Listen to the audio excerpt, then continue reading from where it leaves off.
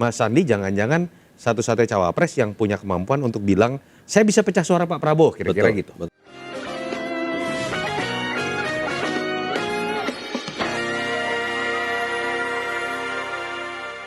Oke, jadi ini main-main kejutan semua ya, intip-intipan gitu. Nggak seru nih kayaknya nih.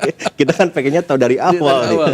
Makanya coba sekarang kita bahas satu persatu nih, masing-masing nama ini. Karena kan ini judulnya nih menanti hilal. Menanti hilal.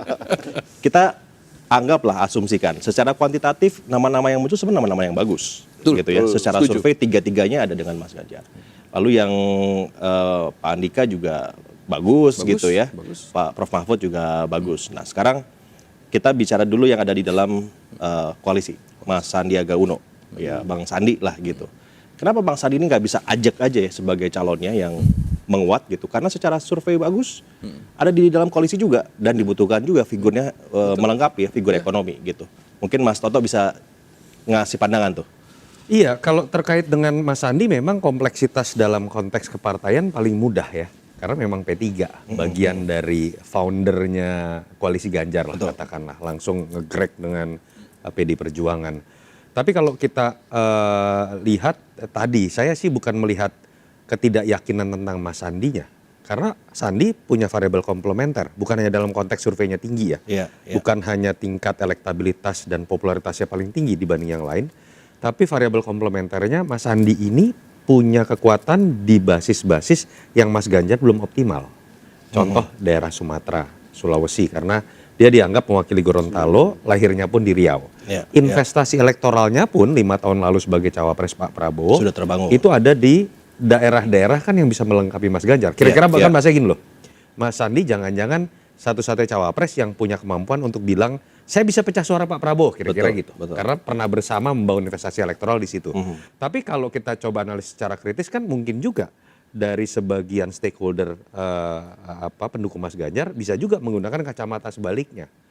Apakah kemudian masuknya Mas Sandi yang dulu pernah berseberangan itu kemudian akan menyulitkan konsolidasi di sebagian segmen pemilih yang merasa misalnya Mas Sandi dulu pernah berseberangan dengan kita. Penolakan kan mungkin ada juga di situ. Itu yang menyebabkan seperti juga penolakan pada Prabowo juga begitu ya kalau di koalisi ini. Betul, itu yang menurut saya menyebabkan mungkin dalam konteks itu Mas Sandi ada kompleksitasnya tersendiri. Dan balik lagi menurut saya nama Mas Sandi akan terlihat match atau tidak akan ditentukan oleh lawan ini menggandeng siapa. Bang Andri setuju? Ya, saya ikuti Mas Sandi ini kan ya karena kami juga di DPR itu kan di Komisi 10 bermitra dengan Mas Sandi kan. Jadi saya mengikuti bahwa Mas Sandi rajin gitu. Rajin dalam arti apa? Mungkin salah satu menteri yang mengunjungi paling banyak wilayah di Indonesia ini salah satunya Mas Sandi gitu. Sampai ada sebutan menteri berwisata itu ya. Karena urusan dengan pariwisata. Gitu. Nah, itu satu hal yang ya membuat di daerah relatif orang mudah mengingat beliau gitu, mengingat Mas Sandi. Dalam arti bahwa itu akan ya menjadi faktor komplementer tadi dan juga bisa akseleratif gitu ke depan. Tapi variabel yang lain itu ya tadi yang seperti disampaikan Mas Toto saya sepakat gitu. Dalam arti bahwa ini ya ketika kan ini tiga, kalau katakanlah kalau tiga ini jalan. Ini kan tiga ini kan saling mengintip ini kan, dan bisa jadi menjadi faktor yang ya mengganjal Mas Ganjar ketika ini dulu relawan kita gitu. Itu masih ngaruh ya, masih ada ya? Oh masih ada, masih ada. Pemilih. Masih ada, masih di pemilih-pemilih yang dulu die hard ini yang merasa pernah terluka dalam polarisasi itu mungkin membutuhkan waktu lebih lama untuk proses healing. Saya pikir di situ kompleksitas mengenai persepsi pendukung Mas Ganjar itu terjadi. Oke. Kang Tama ada pendapat? Ya kalau saya mungkin menambahkan ya, poinnya kan juga yang saya bilang tadi ada plus ada minus. Mungkin plusnya adalah kalau kita buka peta 2019 kan ada 13 titik di mana Pak Jokowi nggak menang, kan begitu. Dan tentu itu diisi oleh kekuatannya Prabowo dan Sandi. Saya rasa dari situ juga bisa mengambil pelajaran apakah kemudian yang kemudian komposisi kemarin yang juga sebagian besar PDIP mendukung Pak Jokowi, apakah juga bisa relasi dengan itu begitu. Di 13 titik dia kalah, di situ kemudian Sandi dia punya pengalaman, pernah tempur juga 2019, dia tahu medannya, tahu kelebihan Pak Prabowo yang kemudian akan jadi lawan Mas Ganjar juga, tahu kekurangannya juga gitu. Jadi saya rasa plus minus selain dari kompleksitas yang tadi Mas Toto sampaikan. Jadi saya rasa juga masih punya itu. Kemudian yang lainnya kita juga nggak bisa lupakan soal pemilih muda, figur Mas Sandi ini kan juga dianggap dia anak muda, representatif muda begitu ya. Jadi saya rasa juga ada ceruk-ceruk lain yang bisa bermanfaat kalau ngelihat dari figurnya Mas Sandi. Menarik. Nah yang kedua tuh sebetulnya tentang Ridwan Kamil nih, yang beberapa minggu kebelakang sebetulnya cukup favorable ya di sini kan. Secara hitung-hitungan elektoral sebenarnya ini pas ya, Mas Toto ya. Jawa Tengahnya menang, Jabarnya juga bisa diambil sama Kang Emil. Kalau kita lihat kan dari survei selama ini ya, termasuk kalau kita membaca data historis pun punya korelasi kemiripan dengan apa yang jadi kekuatan Pak Jokowi sekaligus kelemahan Pak Jokowi. Mas Ganjar problemnya sama. Jawa Tengah kuat, Jawa Timur cukup kuat, daerah-daerah minoritas misalnya cukup kuat, tapi Sumatera agak lemah, Kalimantan tidak terlalu optimal, Sulawesi agak lemah, Jawa Barat juga tidak optimal, saya katakan seperti itu. Dan itu suaranya besar sekali, terbesar se-Indonesia. Jadi memang dengan asumsi Jawa Tengah pasti Mas Ganjar kuat, Jawa Timur terbukti walaupun tidak didukung PKB atau organisasi NU secara formal, Mas Ganjar masih nomor 1 dalam survei-survei terakhir.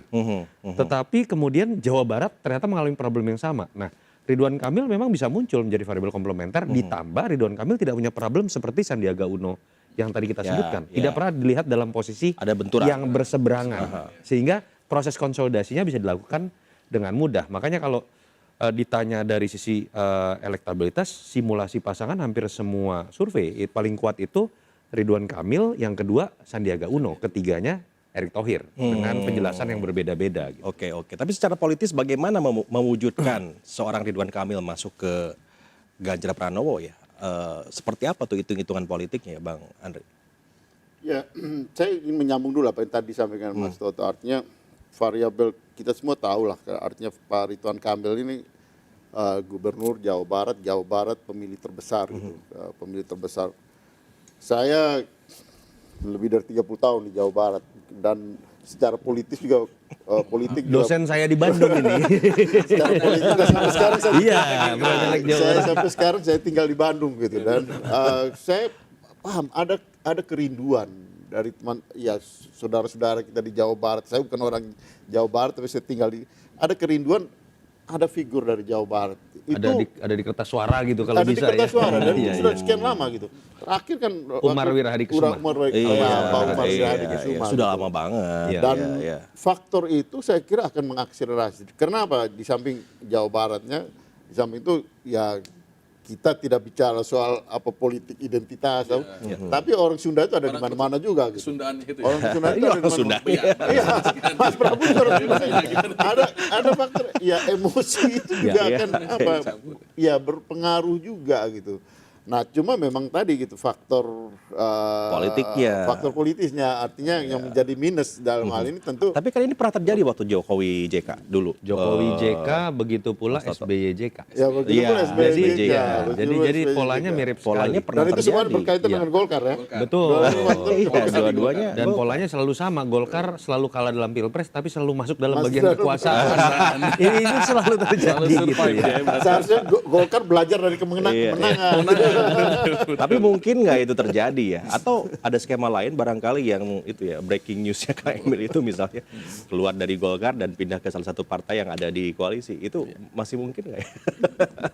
Saya rasa mungkin ya, karena kan kalau mendengar dari penjelasannya Mbak Puan ya dalam pernyataan resmi, karena ini soal etika politik juga, ya mungkin juga secara etika kok tiba-tiba mengusung dari partai lain yang jelas-jelas partai itu dari seberang gitu ya. Bahkan kita juga ingat dulu PSI mengusulkan Mas Ganjar gitu karena nggak ada izin dulu atau etika politik nggak jalan, kemudian itu nggak jalan secara lancar. Karena di PDIP etika politik kayaknya ini sekali ya, sakral sekali ya. Pendapat itu. Artinya kalau memang ini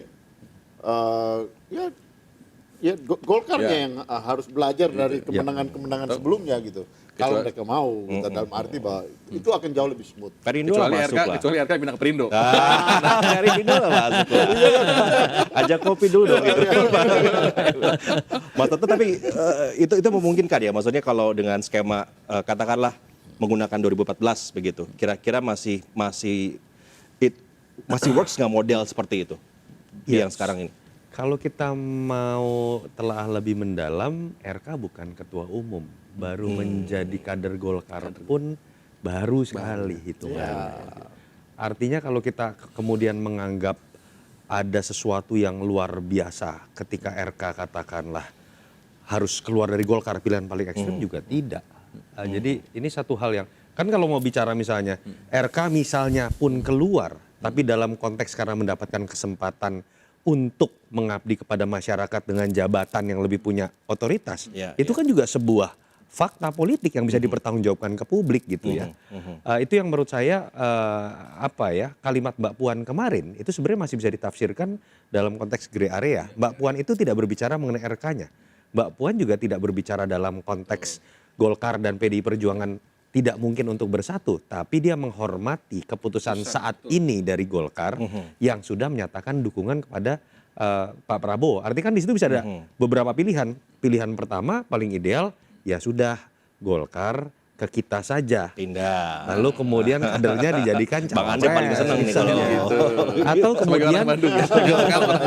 atau kemudian itu lemparan wacana juga kepada RK, Kang Emil, bahwa Kang Emil, kami tidak mau ribut dalam konteks hubungan baik antar partai.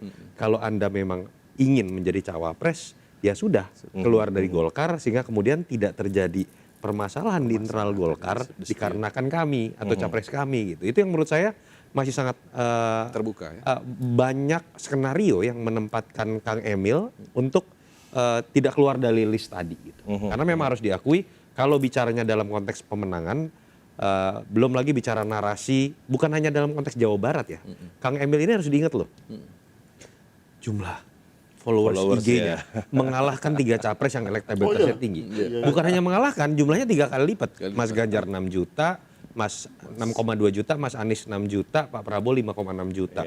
Kang Emil hampir 20 juta. 20 juta. Jadi 3 kali lipatnya gitu ya. Sangat signifikan, Ditambah lagi narasi dalam konteks kapabilitas, bergabungnya 2 gubernur dengan provinsi besar sekali, Jateng, itu ya. menurut saya juga Nilai lebih. sebuah kekuatan yang luar biasa. Ya, Menarik. Tapi saya tambahkan, bukan hanya provinsinya gitu. Ya.